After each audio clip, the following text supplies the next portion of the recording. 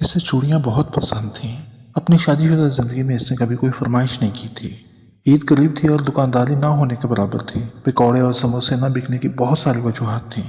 امی، میں جانتی ہوں آپ دونوں بہت پریشان رہتے ہیں، لیکن خود کو خوش ظاہر کرنے کی کوشش کرتے ہیں۔ دل کو تڑپا دینے والی کہانی۔ ویڈیو پورا دیکھیے گا اور چینل سبسکرائب کر دیجیے گا اور کامنٹس میں بتائیے گا کہ کیسا لگا۔ 25 روزے تو کسی نہ کسی طرح گزر گئے تھے۔ اب رمضان اختتامی مراحل کی طرف گامزن تھا۔ سحری اور افطاری کا انتظام تو کسی نہ کسی طرح ہوتا رہا تھا، لیکن اب ایک بہت ہی مشکل مرحلہ پھر سے سامنے آن کھڑا تھا۔ عید آ رہی تھی، مسلمانوں کے لیے خوشی کا تہوار تھا۔ رمضان کے روزے مکمل رکھنے کی خوشی میں ملنے والا انعام۔ لیکن عید میں بچوں کے لیے نئے کپڑوں کی خریداری اس کے لیے ایک سوالیہ نشان بن چکی تھی۔ 12 سالہ فریحہ اور 9 سالہ فراز روزانہ ہی اسے یاد دلاتے تھے کہ عید آنے میں کتنے دن باقی رہ گئے ہیں۔ فریحہ کو چوڑیاں پسند تھیں۔ بابا، آپ میرے لیے سرخ، پیلی، ہری اور نیلی چوڑیاں لائیے گا۔ فریحہ بیٹا، یہ کہو لوڈو والی چوڑیاں چاہیے۔ وہ ہنسا۔ لوڈو والی؟ کیسے بابا؟ وہ معصومیت سے بولی۔ اس لیے کہ یہ چاروں رنگ تو لوڈو کے رنگ ہوتے ہیں۔ ٹھیک ہے بابا، پھر مجھے لوڈو والی چوڑیاں لا دیں۔ فراز فرمائشیں کرتا رہتا، لیکن فریحہ سمجھدار تھی۔ اس نے کبھی کپڑوں یا جوتوں کا تقاضا نہیں کیا تھا۔ گھر کے حالات کو وہ جانتی تھی، اس لیے بابا سے صرف چوڑیوں کا کہتی تھی۔ اسے معلوم تھا کہ اس کی یہ خواہش اس کے باپ پہ اتنا بوجھ نہیں ڈالے گی۔ باپ کی کیفیت سے بھی واقف تھی، جو پریشان ہوتے ہوئے بھی خود کو خوش ظاہر کرنے کی کوشش کرتا رہتا تھا۔ چوڑیاں اسے بہت پسند تھیں، لیکن باپ کی محبت کے آگے دنیاوی چیزیں کچھ بھی نہیں تھیں۔ افطاری میں بھی جو ملتا کھا لیتی، کبھی نہیں بتایا کہ اسے کیا پسند ہے۔ روز وہ بابا کو چوڑیوں کو یاد دلاتی تھی۔ ماں نے ایک دن اسے کہہ ہی دیا، فریحہ، بابا سے چوڑیوں کا روز نہ کہا کرو۔ ماں؟ وہ ماں کے چہرے کو دیکھنے لگی، جس پہ غربت اور پریشانی نے کئی لکیریں کھینچ دی تھی، اور وہ وقت سے پہلے ہی بوڑھی لگنے لگی تھی۔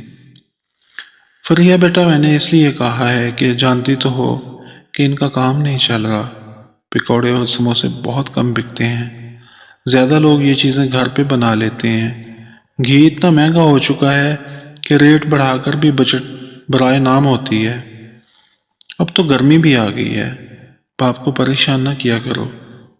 امی، میں سب جانتی ہوں، ایک بیٹی باپ کو کیسے پریشان کر سکتی ہے۔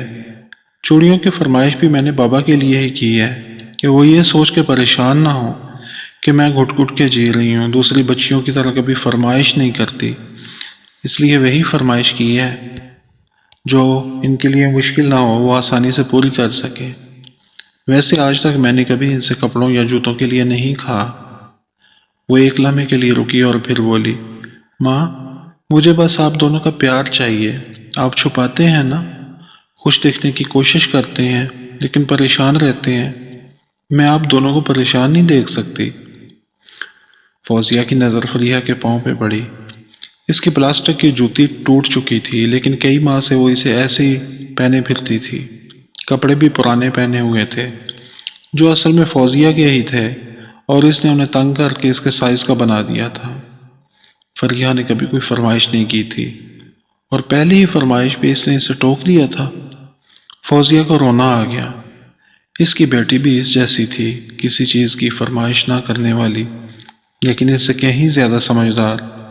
یہ بات تو کبھی اس کے ذہن میں بھی نہیں آئی تھی کہ فرمائش نہ کرنا بھی اس کے شوہر کو پریشان کر سکتا تھا۔ اس کے شوہر نے کئی بار پوچھا تھا، فوزیہ، تم کوئی فرمائش نہیں کرتی، بتایا کرو کہ کیا لینا ہے۔ اس کے جواب میں وہ صرف کچھ نہیں کہہ کے رہ جاتی۔ اس نے اپنی کلائیاں دیکھی، جن میں رولڈ گولڈ کے دو کڑے پہنے ہوئے تھے۔ اسے بھی کانچ کی چوڑیاں اچھی لگتی تھیں، لیکن عرصہ ہو گیا تھا انہیں پہنے ہوئے۔ بچے جب دنیا میں آ جاتے ہیں تو والدین کی اپنی خواہشیں کی دفن ہو جاتی ہیں۔ دل بھر آیا۔ بچوں کی دعائیں اللہ سنتا ہے۔ دعا کرو اللہ ہمارے حالات اچھے کر دے۔ اس نے بیٹی کو سینے سے لگا لیا اور اپنے آنسو اس سے چھپا لیے۔ بازار سے پکوڑوں اور سموسوں کے لیے وہ سامان لینے آیا تو سب سے پہلے فریحہ کے لیے چوڑیاں لے لیں۔ اس سے خوشی ہو رہی تھی کہ شام کو جب فریحہ کو چوڑیاں دے گا تو وہ کتنی خوش ہوگی۔ یہی سوچ کے وہ بار بار مسکرا رہا تھا۔ چوڑیوں والا لفافہ ہاتھ میں پکڑے تیز تیز قدم اٹھاتا وہ اس دکان پہ پہنچا جہاں سے سامان لیتا تھا۔ سامان لیا تو دکاندار نے پیسے پہلے سے کافی زیادہ بتائے۔ ارے بھائی، ہر ہفتے تو لے کے جاتا ہوں، پیسے زیادہ بتائے ہیں آپ نے۔ ارے میاں، یہاں تو روز ریٹ بڑھ جاتے ہیں اور تم ایک ہفتے کی بات کرتے ہو۔ دکاندار کی بات نے اسے پریشان کر دیا۔ اس کے پاس اتنے پیسے نہیں تھے۔ بھائی، سامان آدھا کر دو، میرے پاس اتنے پیسے نہیں ہیں۔ میاں پہلے کہنا تھا، اب تو سامان پیک ہو چکا ہے، ہم ایسے کرنے لگے تو ہوگی دکانداری۔ دکاندار تلخ لہجے میں بولا۔ وہ چپ ہو گیا۔ کہنے کو کچھ نہیں تھا۔ فریحہ کی چوڑیاں نہ بھی لیتا تو بھی پیسے بل کے لیے پورے نہ ہوتے۔ اسے پریشان دیکھ کر دکاندار کو اس پہ ترس آ گیا۔ وہ اس کا پرانا گاہک تھا۔